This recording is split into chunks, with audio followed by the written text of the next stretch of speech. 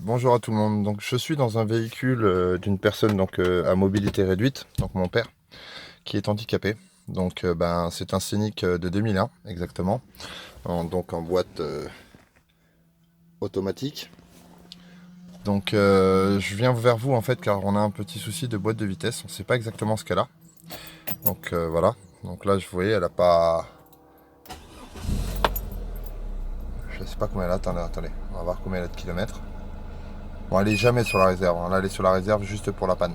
Parce que du fait qu'elle est en panne, en fait, on l'a ramenée de Paris sur un plateau, donc on n'a pas mis de gasoil dedans. Enfin, d'essence, pardon. Pour info, c'est un moteur 2 litres 140 chevaux qu'elle a. Elle est toute option, hein. C'est la version avec climatisation, enfin tout le bordel. Voilà, donc elle a 149 408 km d'origine, hein. Il n'y a pas eu de modification. Donc le problème en fait vient de la boîte de vitesse. Donc je sais pas si c'est boîte de vitesse ou cardan ou peut-être circlips de boîte, circlips de cardan, j'en sais rien. Donc vous voyez là, je passe la marche arrière, comme vous pouvez le voir. Là je lâche le frein. Vous voyez, la marche arrière part nickel. Voilà, vous voyez. Au niveau marche arrière, elle fonctionne parfaitement. Il n'y a rien à dire. Voilà. Par contre, dès que je la passe en D, voilà.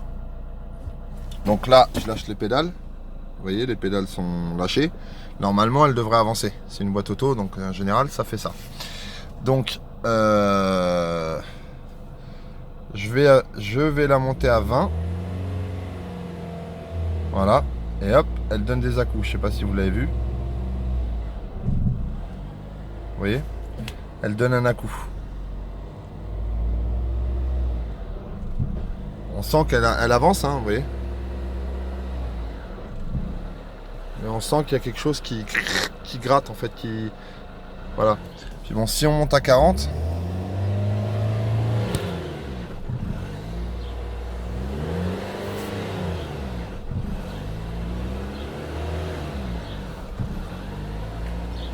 Voilà, vous voyez.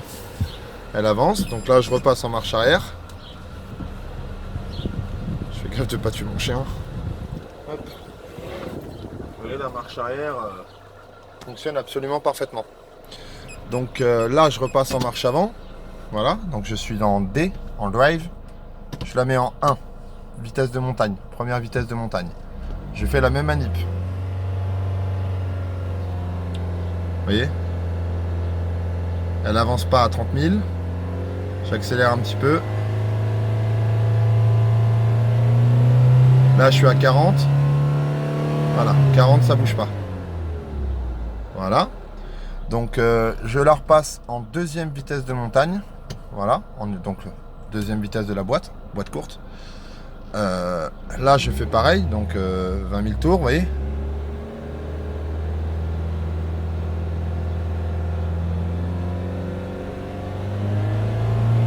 Là je suis à 40 000 tours.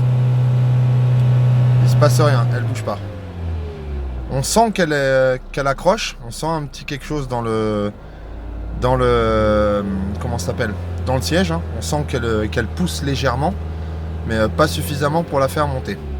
Donc cette voiture en fait elle est équipée d'un démultiplicateur qui est là, donc pour la neige, qui enlève le PS. Voilà, il est allumé là, le SP pardon. Donc là on va réessayer pareil en 2. Vous voyez,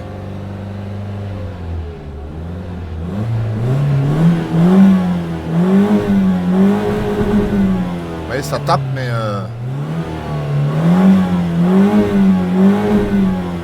voilà, pour vous donner une idée. Donc ça change rien. On va passer en drive. Drive, c'est la position conduite classique. Donc là, on est en drive.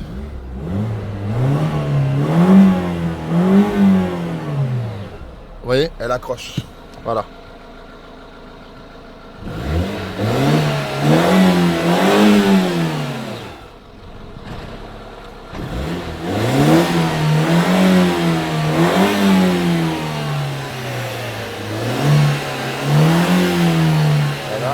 Rien. Vous voyez, voire même elle recule. Alors que je suis en D. des choses qui ne devraient pas se faire. J'enlève la vitesse de l'anti-patinage électronique et je mets en D3. D3, ça veut dire en fait vitesse sportive. Ça veut dire que ça démultiplie la boîte. Donc normalement, là, elle a plus de puissance en temps normal. Quand vous faites ça, par exemple sur l'autoroute et que vous appuyez, elle vous colle au plancher. Les 11 chevaux vous poussent et puis voilà. Donc normal puisque c'est une 11 chevaux 140. Donc là, on va refaire la même manip. Bon, je ne vais pas le faire trop parce que je ne sais pas si ça l'endommage pas en faisant ça. Vous voyez, là, je suis entre 30 et 40.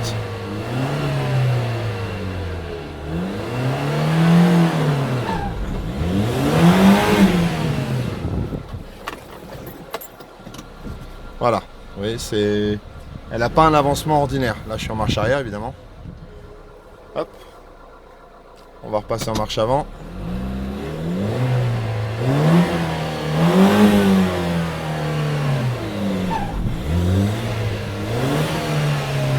Voilà. Vous voyez, c'est impossible de la faire avancer plus vite que ça.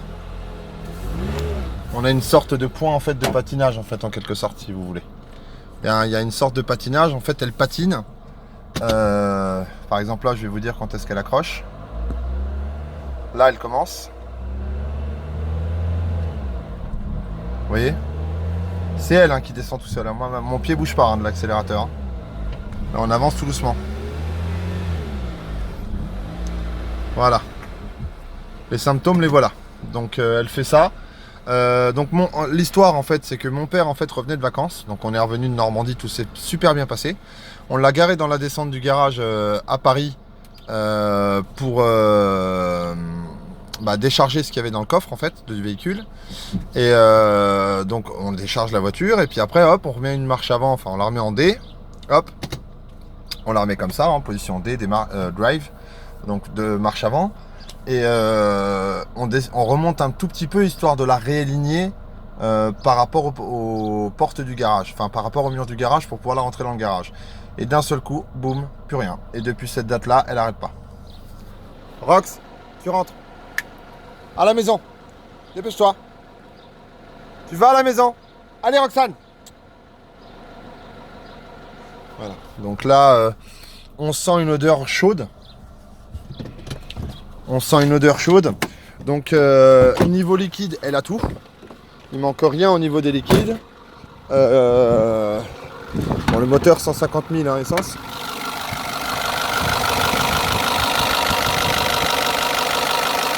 Ah, un bruit que j'entendais pas avant. Voilà.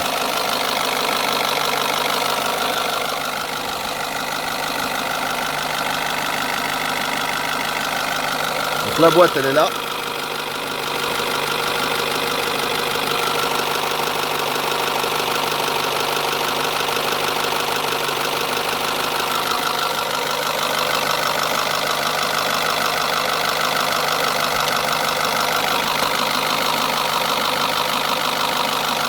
Moteur chauffe vachement.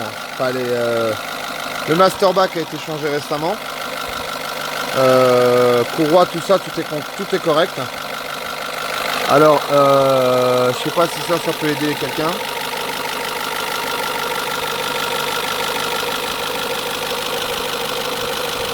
Voilà. Donc, pareil, on m'a demandé de vérifier si elle avait du liquide de boîte.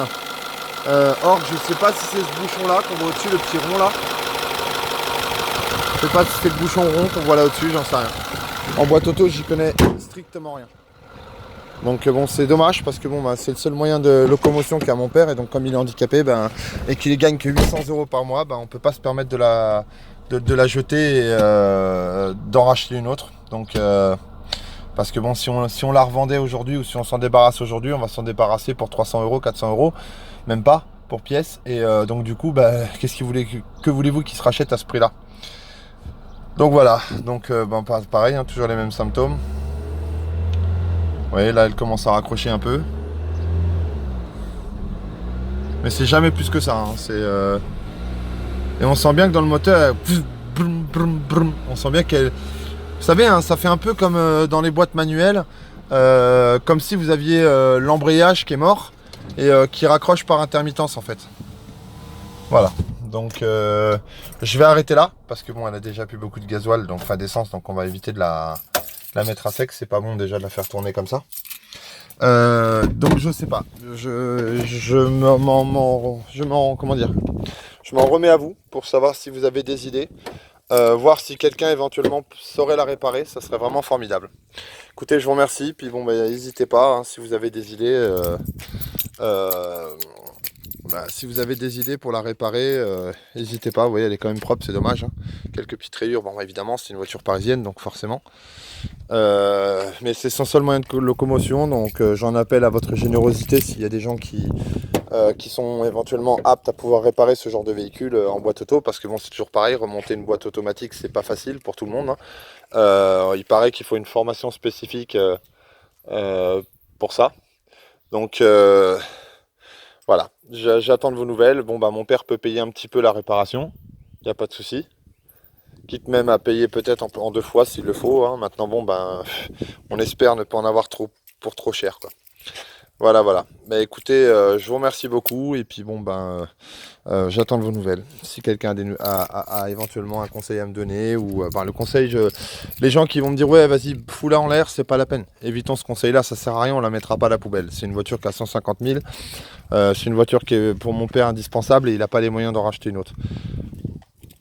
Donc voilà. Écoutez, si vous y connaissez quelque chose en boîte automatique, n'hésitez pas à me recontacter.